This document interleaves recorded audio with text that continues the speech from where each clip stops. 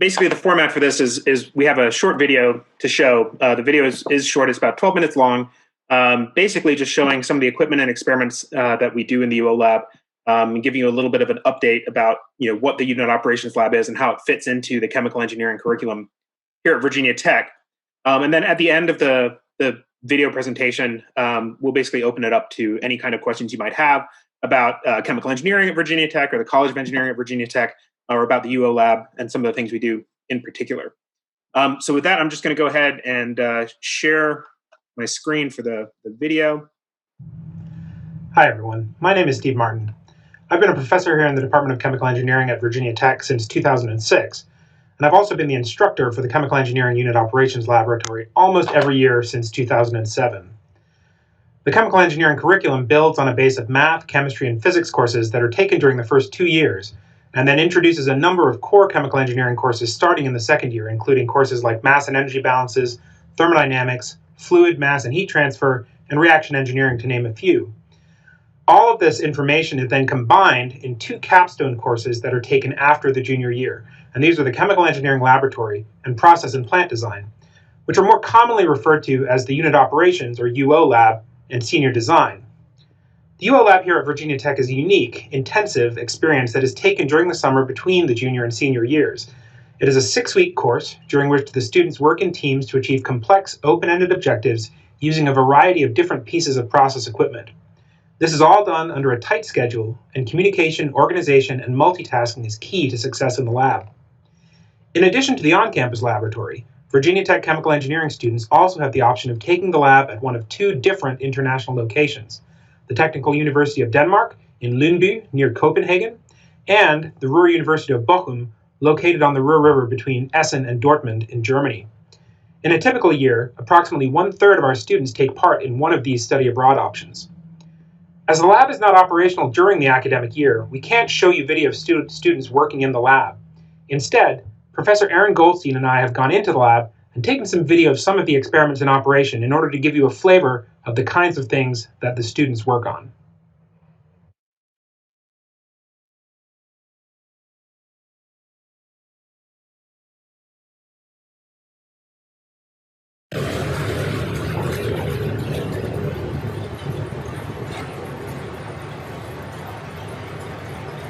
Most of the experiments that we're going to look at today involve the separation of different components of a mixed stream, although we also have a number of experiments in the lab focused on other processes, such as chemical reactions, process control, and heat exchange. Separations are a vitally important process during the production of many chemicals, pharmaceuticals, plastics, foodstuffs, and other products. They can also be extremely expensive and energy-intensive to achieve. Distillation is a classic example of this. Distillation relies on differences in the boiling point of different chemical species in a mixture to achieve the separation. The process is used extensively in industry, including in the production of gasoline, biofuels, and monomers for the production of plastics. The mixture is placed in a vessel called a reboiler and is heated to the boiling point. The vapor then flows upward through the column until it reaches a condenser at the top and is cooled down to form a liquid again. The liquid then flows back down through the column. Trays in the column slow down the liquid and gas flows so that the 2 phases can mix well and reach thermodynamic equilibrium. In this way, we can achieve excellent separation between different compounds. In this case, a 40% heptane-toluene mixture added to the reboiler can result in greater than 95% heptane stream at the top of the column. This particular column contains 21 stages and has a total height of over 16 feet. We also have a shorter column that can be outfitted with a continuous packing and run in a continuous fashion.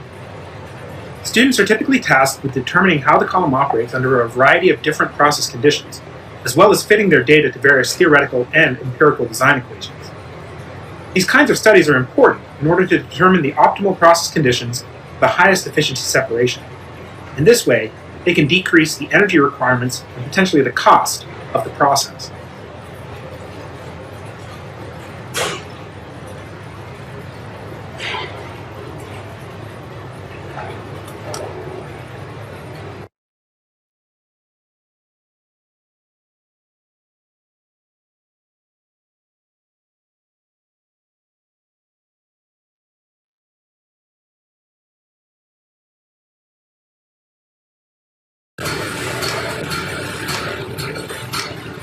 Filtration is used to separate out components of a mixture based on differences in size. This is an excellent way to remove solid particles from a gas. The unit we have here is known as a rotary drum filter, or RDF. A slurry, in this case a mixture of water and diatomaceous earth, is pumped from a stirred holding tank using a pneumatic diaphragm. The mixture flows into the filter unit, where a vacuum sucks the liquid through a rotating drum covered in filter cloth. The liquid filtrate flows into the drum, and the solid filter cake can be removed from the rotating drum using either a blow-off mechanism or a scraper. Students are typically asked to study the effect of water depth in the unit, drum rotation speed, and slurry concentration on the effectiveness of water removal from the filter cake. Personally, I like this experiment mainly because it's loud and makes a big mess that the students have to clean up.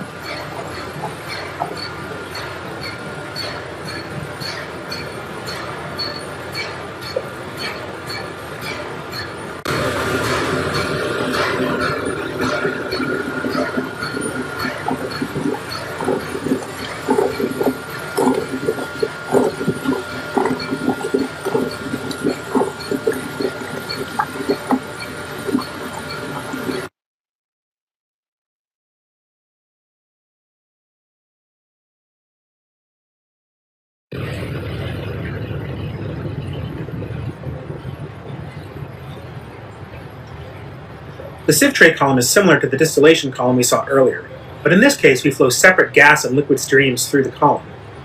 The column can be set up to examine the effect of flow rates on column stability, or it can also be used to perform a stripping experiment to remove ammonia from water. This is an important application in wastewater treatment. In this case, we can see our liquid, that's water with blue food coloring, flowing down through multiple trays. Under optimal conditions, we see the continuous formation of bubbles due to the air flowing up through the small holes in each tray. This turbulent mixing of the gas and liquid allows the transfer of molecules from the liquid to the gas phase, or vice versa.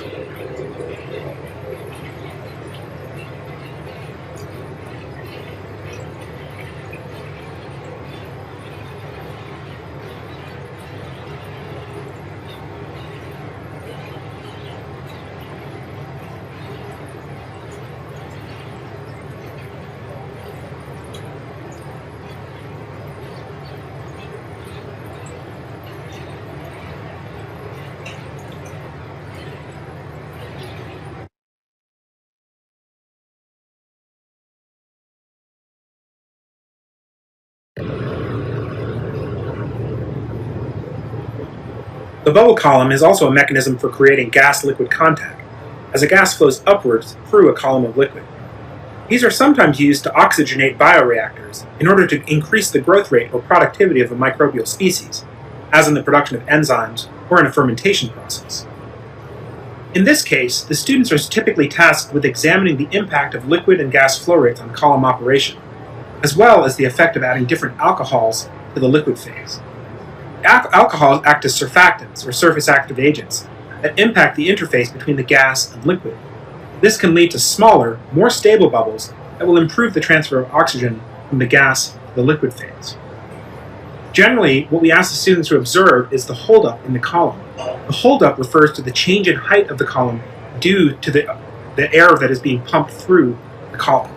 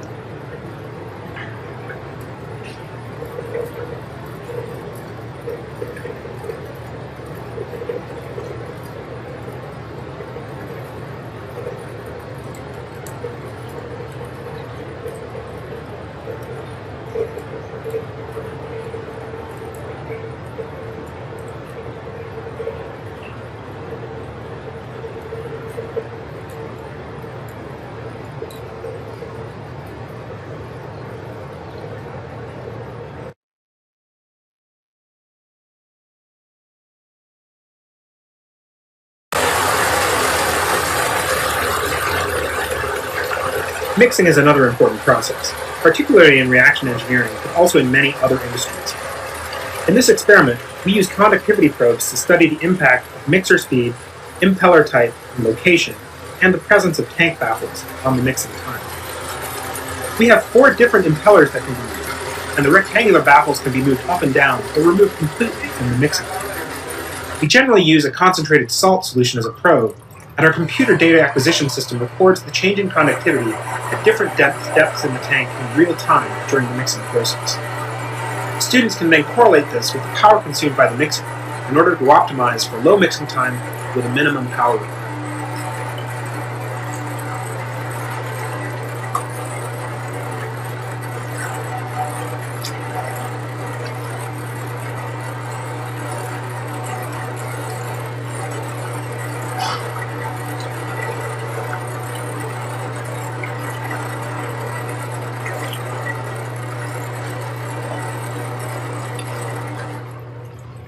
$240.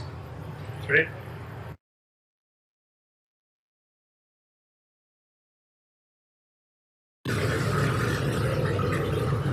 Fluidization refers to the process of making a solid granular material behave like a flowing fluid. This has a number of applications. Fluidized beds are used to dry particulate materials, as well as to enable catalytic reactions that occur at a solid-liquid or a solid-gas interface. The fluidized bed is particularly effective because its turbulent nature speeds up the transfer of molecules and heat within the bed. Gas flows upward through the bed, and at a critical velocity, the upwards flow begins to drag the particles along with it. You can see this in the experiment as bubbles moving up through the bed, and the top of the bed almost seems to boil like a pot of water. Students measured this effect by looking at the pressure drop across the packed bed using a fluid manometer, as well as a digital pressure gauge. They examined the impact of bed depth, particle size, density, and shape on fluidization behavior.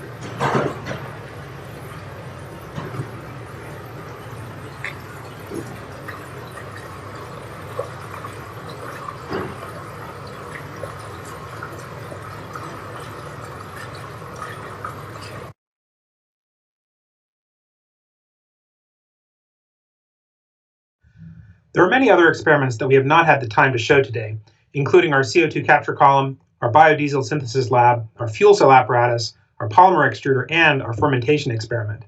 We have 18 experiments in the lab, and students typically perform 8 during their summer session. The lab work is combined with extensive opportunities to practice report writing, oral communication, and teamwork. These are all soft skills that are vital for a successful career in engineering.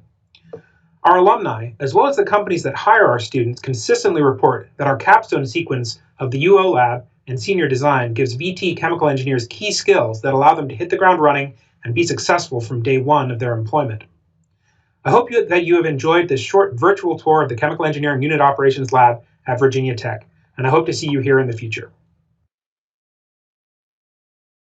All right, so I hope you guys enjoyed watching some of the experiments on the video. At this point, I have no further prepared remarks, so if anybody has questions, I'm perfectly happy to answer those. What kind of co-op and internship opportunities would there be for chemical engineers? Yeah, so co-op and internship experiences are really important. If everybody, I'm not sure, I hope everybody heard that. He asked about co-op and internship experiences. Yeah, basically, a number of our students do certainly take co-ops, and we definitely encourage everybody to at least try and get an internship experience. The way co-ops work with our particular curriculum is basically the students, over the course of a year or two, will take up to a full year worth of time to go and actually work in industry. And this is something that the university is really pushing in terms of experiential learning. Typically, I think the numbers in our department are about a third of our students will actually go out and do a co-op where they actually spend one or more semesters of their academic time out in industry working for a company. And then we also, as I mentioned, we have a number of students who might go out and do internships over the summer and get that experience. In terms of what we offer, we provide support, but in terms of the co-ops and internships themselves, it's up to the students to actually go and find those. And so the university runs several large job type fairs where different companies come in and they recruit our students to go and do kind of summer internships or year-long co-ops. Does that answer the question, or is there something more specific you wanted to hear? That answers my question. Thank you very much. Okay. It looks like somebody asked in the Q&A, what kinds of places can we study abroad and what's the experience like? So we have 2 options here that are specifically designed to work with the chemical engineering curriculum. And this is it's a challenge that is often a problem for engineers because our curriculum tends to include a lot of coursework, and that coursework kind of builds up on itself on itself. So it's very difficult to go and study somewhere else and get the right courses that you need to keep on track in your curriculum. So there are basically two options within our department, and then there's a third option which is basically offered by the College of Engineering, or I think it's beyond the college. So there's a sophomore abroad program, right? So basically, you would go out on a study abroad session between your freshman year and your sophomore year. And they have a variety of those that go to a bunch of different places. They tend to be relatively short, I think, right? Just a few weeks. The study abroad options that we offer in our department have to do specifically with the unit operations lab. And so the unit operations lab, our students are required to take that between their junior and senior year in college. And they can either take it here at Virginia Tech, where they take one 6-week course either in the first half of the summer or the second half of the summer, or there are these two study abroad options. One is at the Ruhr University of Bochum in Germany, and that's actually a true exchange program in that we send a certain number of our students to RUB during the summer, and they spend 8 weeks in Germany. They do the laboratory course, and they do an undergraduate research component with faculty and graduate students at the university in Germany. And then during the academic year, students from RUB actually come back to Virginia Tech and take courses. It has a couple of advantages. I don't know whether you guys are in-state or out-of-state. It has a couple of advantages for in-state students in that because it's an exchange program, our students pay Virginia Tech tuition when they go to RUB. And so that tends to be a cheaper option for in-state students. The other advantage it has is that our students actually work in groups with German students. So they're actually working directly with the German students. It's a more immersive type experience. The other one, which, and we've been doing the program in Germany now, I think, well, if it were to happen this year, which it's not because of the pandemic, we would be in our 6th year of sending students to Germany. The other program is a program at the Technical University of Denmark, so DTU. That's just north of Copenhagen in Denmark. That is a fantastic program. We've been doing that now for, I think, 16 years in the department. And that basically is what we call a direct enroll program. So the students actually go and they enroll directly in the program in Denmark. We actually do send a Virginia Tech faculty member along with those students as a grader, basically, and a resource for those students. And they spend 4 weeks in Denmark taking the laboratory course. Both of those courses require students, when they come back, to take a 1-credit course here at Virginia Tech so that the credits line up, because we get 4 credits of lab from the international experiences, and we need 5 credits for graduation. So they take an extra 1-credit course. And what's the experience like? So I actually went over to Denmark a number of years ago as the faculty grader. I mean, these are classes, right? They're intense engineering experiences, but it's definitely valuable to have that opportunity to go abroad, to see how different cultures work, right? To see how, especially in kind of an engineering context, see how things work differently in Europe than they do in the U.S. The students always come back and basically say they have a great time. And many of the students, they'll go for the UO lab abroad for the 4 weeks or for the 8 weeks in Germany. Certainly the students who go to Denmark will then spend 2 or 3 weeks just traveling around Europe and getting that experience. The students who go to Germany, because they're more centrally located, so Copenhagen is kind of a long way north, and it takes a long time to get anywhere in Europe from Copenhagen. But the Ruhr University of Bochum is pretty centrally located, and you can get to a bunch of places within about 3 to 4 hours on a train. And so many of those students will actually travel a lot during that laboratory experience, right? They have time on the weekends and they can go and travel. So yeah, the students love these experiences. And it's one of those things that we in the department have worked hard to make sure we can make this fit in our curriculum to allow our students to do that. You stated that you have the study abroad opportunities to go to Denmark or Germany. So what would be like the difference between those two? Is it just in 2 different places that you can go, or is it like no, they are studying stuff different? Yeah, they are very different experiences. So the Denmark lab, as I said, that's a 4-week lab. So it's a little bit more intense in terms of the coursework. It's different also because it's not an exchange program, and the students, when they go there, typically, we send a big cohort. When I went, this was 7 years ago, we sent 40 students from Virginia Tech to Denmark. So it was a bunch of Virginia Tech students and some students from other American and international universities who were taking the laboratory during the summertime. So they were not actually working with Danish students in the lab because the Danish students were out on summer break, basically. But the facilities at DTU are amazing, right? So, you saw in our video what our facilities look like. The facilities in Denmark, the department there is huge. They have a ton of money to put into their facilities. So from that perspective, it's a fantastic experience. As I said, they don't have the opportunity to travel as much during the lab just because it's a more intense experience, it's shorter, and it takes a long time to get anywhere from Copenhagen, which is why the students tend to travel either before or after they go and do that laboratory. The German laboratory is longer. It's an 8-week experience. It includes 4 credits of the UO lab. So they do basically 1 lab a week for, I think, 6 or 7 weeks. During that, they're actually working with German undergraduate students. So they're actually in groups working with German undergraduate students on those experiments. The lab is given in English, so you don't have to know German before you go. They are also given German language training during that experience, so they get basically a German language certification. And we're actually exploring the opportunity for students. There's a program with Germany to encourage German language training at American universities. So there's an opportunity potentially to actually link that in if you're interested in doing German as a foreign language at Virginia Tech, getting a certain level of proficiency with that can tie into that program. And the other thing they do is that they do an undergraduate research component.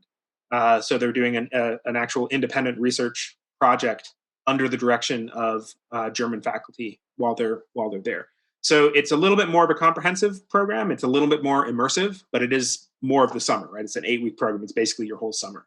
So that's really the difference between the 2 programs.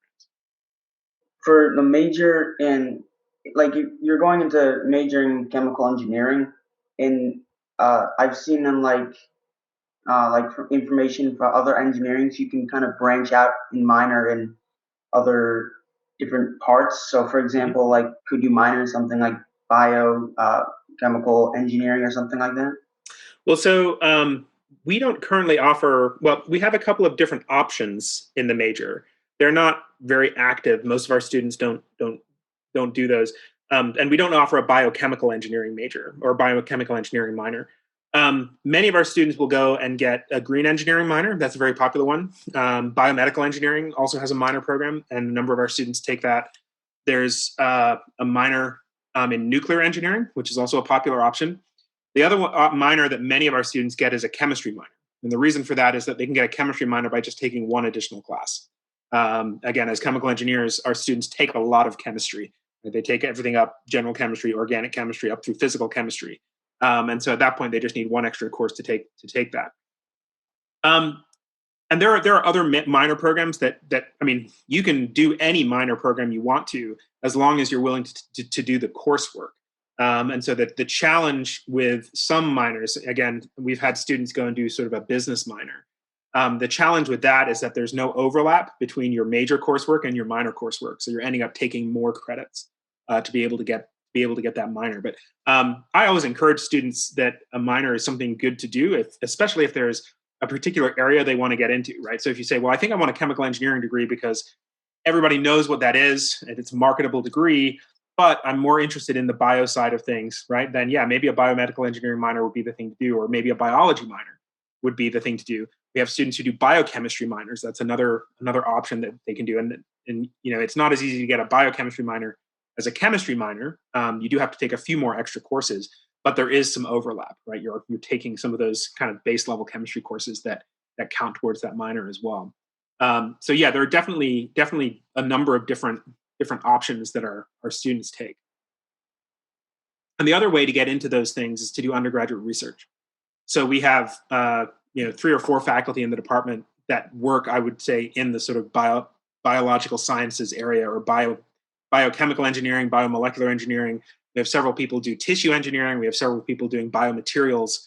And one way to sort of learn more about that and get more experience in those areas is to actually go and work in the research labs of those professors. And that's a very common thing for our students to do. If you're gonna do work in one of those labs, how would you do that? Do you sign do you apply for that, or would you just they accept you in? basically, undergraduate research is typically done on a one-to-one basis, right? So you will contact a faculty member and let them know that you're interested in doing undergraduate research. Um, Talk to them about what their research is, make sure that it's a good fit. Then there are a few different options for how that works. So some faculty will accept students in as volunteers. Some faculty will be able to pay students, right? So if they have a grant that is funding that research, they might be able to pay. That's, I would say, pretty rare. And then some faculty, and this is the way I prefer to do it most of the time, is to actually do research for academic credit.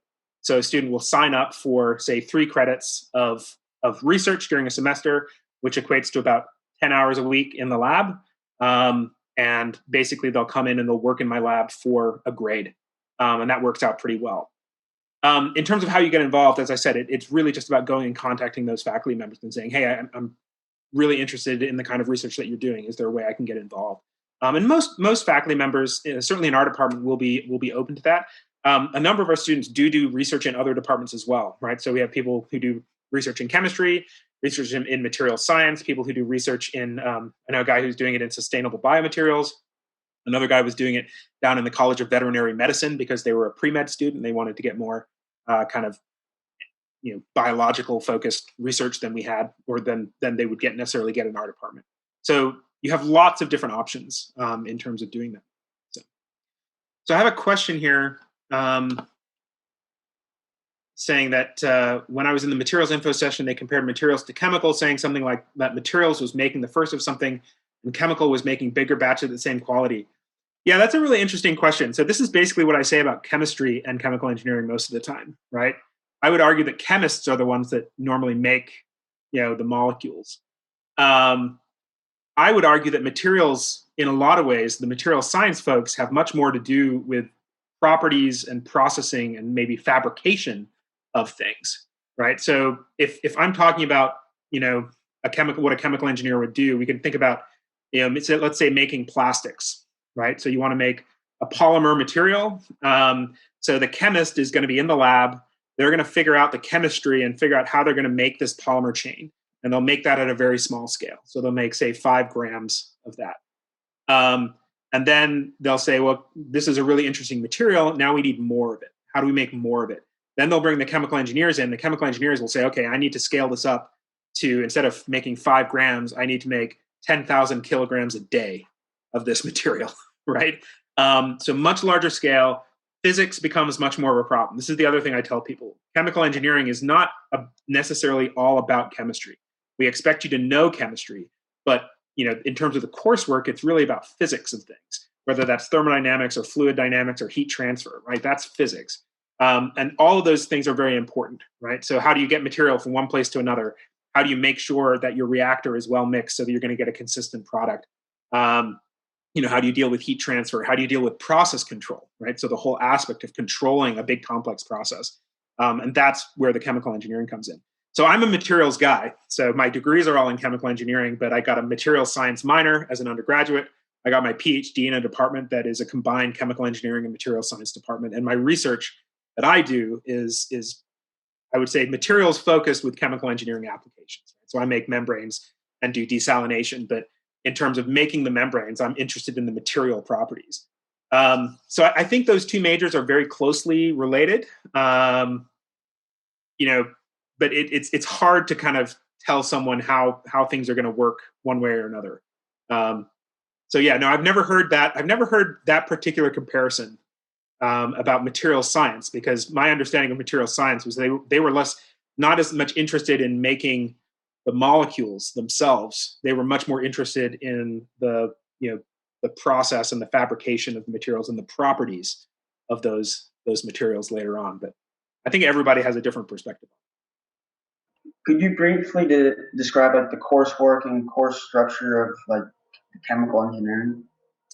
Sure. So basically, all of the engineering programs at Virginia Tech have a common first year. So I'm sure you've heard about that. So we don't actually see our students until basically fall of the sophomore year. So during the first year, you'll be taking your math, you'll be taking your general chemistry, you'll be taking the foundations of engineering courses that are offered by the engineering education department. And then towards the end of your first year, you'll then apply to enter an actual engineering major department. And so entering chemical engineers would then take mass and energy balances. That's the first course they take in the fall of their sophomore year, typically. At the same time, they're starting to take their advanced math and their advanced chemistry. So our students take, as I said, they take organic chemistry both semesters with the lab. They take physical chemistry with the lab. And they take math all the way up through a course called operational methods, which is the course beyond differential equations. It's basically solutions of partial differential equations. They also take a statistics class at some point in their career. But once they start in that sophomore year, they take one chemical engineering course their fall of the sophomore year. That's the intro course, which I generally teach the fall version of that class currently. And then moving forward, they start taking courses like thermodynamics. There's a sophomore seminar course, which is just a 1-credit course that they take as in their second year. And that's nice because basically what we do is we bring in a bunch of different people from industry and from different places to talk to the students about what chemical engineering is, right? And what, careers in chemical engineering look like, and how important different kinds of aspects of the major are towards your career. The junior year is where sort of, I would say, the guts of the chemical engineering curriculum sits. So that's when we have the transport sequence. So you have fluid dynamics, you have heat transfer, and you have mass transfer. We also take the separations course in the junior year, along with chemical reaction engineering and the process control course. And then there's basically a simulations and modeling course that is required for our students, basically learning how to use computational tools to solve complex chemical engineering types of problems. Once you've finished all that, then you're eligible to take the unit operations lab, which again happens in the summer between the junior and senior year. And then in the senior year, we're pretty limited in terms of the chemical engineering courses that are taken there. There's a process materials course, which is typically taken by students in the fall of their senior year. But then the major thing there are 2 4-credit courses in the fall and spring of the senior year that is process and plant design. So those are the capstone engineering courses. And so the idea is that you're taking all of the stuff that you've learned before and then you're applying it into basically real world problems. And so the first semester of that is basically learning to use software tools for process and plant design, engineering economics, those kinds of things, and working on sort of a big project, but it's basically a large kind of homework problem type project. It's like, here's a problem that you guys can solve. But then in the spring semester, most of our students actually work on industrial projects for the senior design project. So they actually will go out to a company that has a problem that they want to solve. They'll have an industrial mentor along with the professor who teaches the course. And then they'll spend, a couple of months literally working on solving that industrially relevant problem for that company. And then that finishes up with them actually presenting their results to the company. So that's a great experience that really leads well to an actual career in chemical engineering. If you think of any questions that you didn't get to ask, feel free to email me. You can find me on Virginia Tech's website. So Steve Martin, I'm in the Department of Chemical Engineering, martinsm@vt.edu. Otherwise, good luck making your decisions about college, and I hope that we see you at Virginia Tech, and I hope that you choose to come and study chemical engineering.